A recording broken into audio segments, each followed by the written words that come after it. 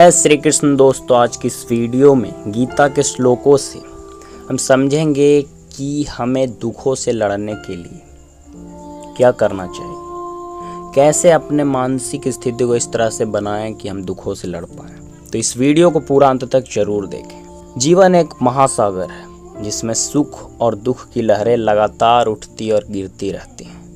कभी जीवन हमें फूलों की तरह सुकून देता है तो कभी कांटों की तरह चुभता है। लेकिन जब दुख हावी हो जाए, जीवन थम सा जाए, तब हमें मार्गदर्शन की आवश्यकता होती है।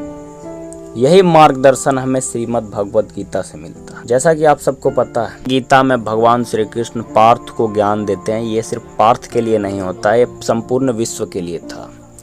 तो दोस्तों, जैसा कि एक श्लोक मैंने पिछले वीडियो में भी कई सारे वीडियो में बताया, गीता अध्याय 2 का श्लोक 14, जिसमें भगवान श्री कृष्ण बोलते हैं, मात्रा स्पर्शास्तु कौन्तेय शीतोष्ण सुख दुखदाह आगामा पायिनो अनित्यास्तास्तीति छस्व भारत।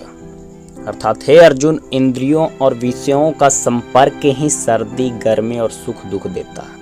ये क्षणिक होते हैं, आते हैं और चले जाते हैं, अतः तू उन्हें सहन कर। तो इसलिए जीवन में सुख और दुख दोनों आते जाते रहते हैं।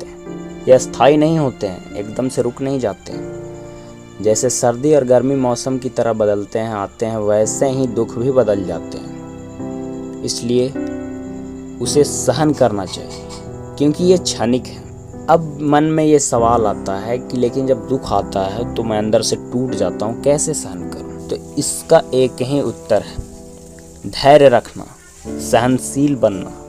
और जैसे सर्दी में लोग कपड़े पहनकर उससे निपटते हैं, वैसे ही मन की शक्ति से दुखों का सामना करना पड़ता है। जैसा कि श्लोक में भगवान श्री कृष्ण बताते हैं, अध्याय 2 का श्लोक संख्या 38, जिसमें भगवान बोलते हैं, सुख दुखे समे कृत्वा लाभा लाभो जया जयो ततो युद्धाय युज्यस्व नैवं पाप मवाप्स्यसि। अर्थात सुख दुख, लाभ हानि, जय पराजय को समान समझकर युद्ध कर, इस प्रकार तू पाप से बच जाएगा।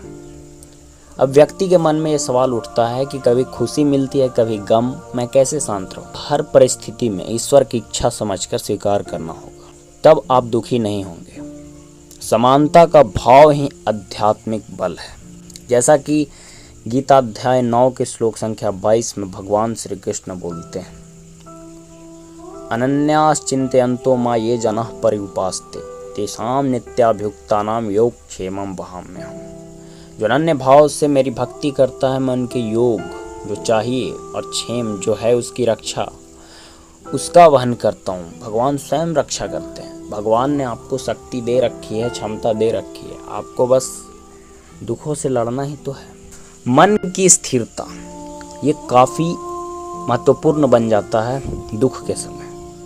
गीता अध्याय 2 के श्लोक संख्या 70 में भगवान श्री कृष्ण बोलते हैं, आपूर्यमानम चल प्रतिष्ठम समुद्रमापः प्रविशन्ति यद्वत् तद्वत् कामायम प्रविशन्ति सर्वे स शान्तिमाप्नोति न कामकामी।